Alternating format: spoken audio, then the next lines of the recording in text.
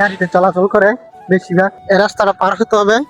এরা মসজিদে প্রতি জুম্মার দিন আপনার খাবার থাকে, খেজুরের টোপলা দিছে আর হচ্ছে আপনার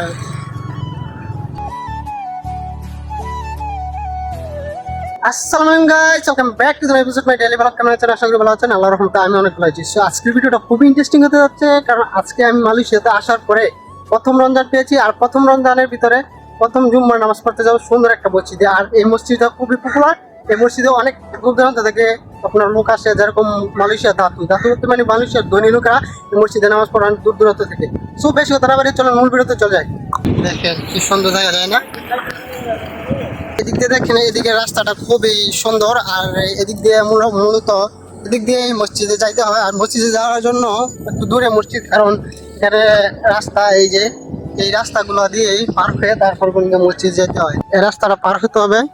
এই রাস্তাটা পার হয়ে তারপরে গিয়ে ওই যে ওই পার যাইতে হইব, ওইখানে যাইয়া তারপর সোজা একদম মসজিদের দিকে, মানে সোজাসুজি মসজিদের দিকে যাইতে হয়। সো আপনারা আমাদের সাথে থাকুন, আশা করি অনেক ভালো লাগবে। আর রোজার মাস, এই জন্য হয়তো লোক কম যাইতে পারে। জুম্মার নামাজ তবুও যাইতে পারে, সঠিক জানি না, বলতে পারি না। সো আপনারা দেখলে বুঝতে পারবেন যে এই মসজিদের ভিতরে কত লোক যে হয়, ঠিক আছে? আর এই যে দেখেন পিছনটা দেখতেছেন যে মানে পাহাড়ের উপর দিয়ে মানে যাইতে হয়। এরকম ডাল রাস্তা, মানে মালয়েশিয়ানরা এরকম ডালু দিয়ে রাস্তা করছে, এরকম ডালু মানে পাহাড়ের উপরে বাড়ি করছে, যা না দেখলে বোঝা যায় না আর কি। সো দেখেন আপনারা, এই দেখছেন পাহাড়ের উপর দিয়ে আপনার অনেক পাহাড়ের উপরে আপনার মসজিদটা হাইটে যেতে কষ্ট হয়। রোজা রাখার যারা বৃদ্ধ লোক, তাদের রোজা রাখিয়া মসজিদে যাওয়াটা আমার মনে হয় বেটার হবে না। তো দেখেন গাড়ি, এখানে আপনার গাড়িতে চলাচল করে বেশিরভাগ মালয়েশিয়াতে গাড়ি অ্যাভেলেবেল কোথায় বলতে গেলে, মানে মালয়েশিয়া যদি বাজারও করতে যায় মানে ওরা গাড়ি নিয়ে যায়, বুঝছেন? তো প্রত্যেকটা বাড়ি আলাদা আলাদা থাকে, মানে সামনে দেখ গেট থাকবো ওদের। আর প্রত্যেকটা বাড়ির এই খুবই সুন্দর, খুবই সুন্দর। বাড়িতেই ফুল গাছ এবং গেট আছে, কারণ আলাদা আলাদা বাড়ি সবার। আর এখানে এমনি নাম্বার দেওয়া আছে যে কার কয় নাম্বার বাড়ি। সো এই বাড়িগুলো হচ্ছে ধনীদের, মানে ধনী মানে বড় লোক ধাতুদের। আর ধাতু মানে মালয়েশিয়া ধাতুকে বলা হয় বিলিয়নিয়ারদেরকে, মানে বড় লোকদেরকে, ধনীদেরকে বলা হয় ধাতু। তো ওদের বাড়ি, ওরা এখানে বাড়ি কিনে, তো ওরা আলাদা আলাদা বাড়িতে থাকে। আর এখানে প্রত্যেকটা বাড়ি এই দেখেন গাড়ি। আর ফাইনালি দেখতে দেখতে আমরা এই যে মসজিদে চলে আসছি। এটা হচ্ছে মসজিদ। আর এখানে দেখেন কত ঢাল, এখান দিয়ে যাইতে হয় মূলত মসজিদের ভিতরে। সো এখান দিয়ে যাব,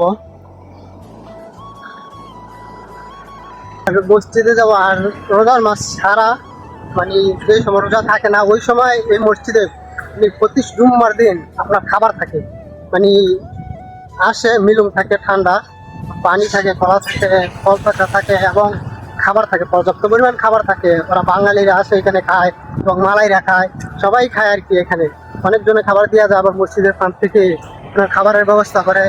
তো এটা ভালো একটা উদ্যোগ, তাতে মসজিদে আসলে অনেকেই কষ্ট করে আসলো এখানে খাইতে পারে আর কি। আপনার নামাজের আগে খাইয়া তারপর নামাজ পড়তে যায়।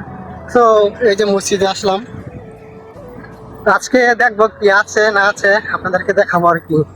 যে হয়তো খেজুর বা কোনো কিছু রাখতে পারে, যেহেতু রমজান মাস, সন্ধ্যার সময় খাওয়ার জন্য, ইফতারি করার জন্য মনে হয়তো দিতে পারে কিনা সঠিক জানি না। আপনারা দেখুন, হচ্ছে মসজিদ।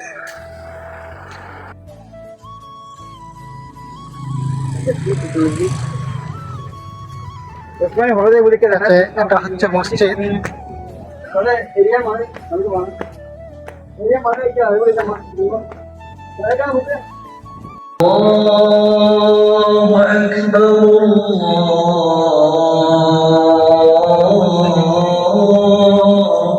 أكبر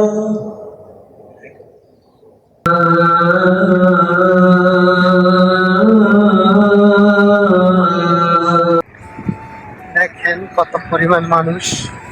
অলরেডি নামাজ পড়া শেষ, আমরা নামাজ পড়ে মসজিদের বাইরে দিলাম। তো মসজিদ থেকে কি দিল আজকে, যে রোজার মাস কি দিবে। তো এই যে একটা খেজুরের টোপলা দিছে, আর হচ্ছে আপনার এই যে এটা হচ্ছে টাকা, কেউ যদি টাকা গিফট করেন সেই টাকা গিফট করার ভিতরে করে দিতে পারেন। এই খেজুর। তো দেখেন কি পরিমাণ লোক হয়েছে আর কত গাড়ি ঘোড়া, অনেক লোক হয়েছে, অনেক গাড়ি ঘোড়া। তো সবাই ভালো থাকবেন, ভিডিওটা অবশ্যই ভালো লাগলে শেয়ার করে দিবেন। তো সবাইকে আসসালামু আলাইকুম রহমতুল্লাহি ওয়া বারাকাতুহু।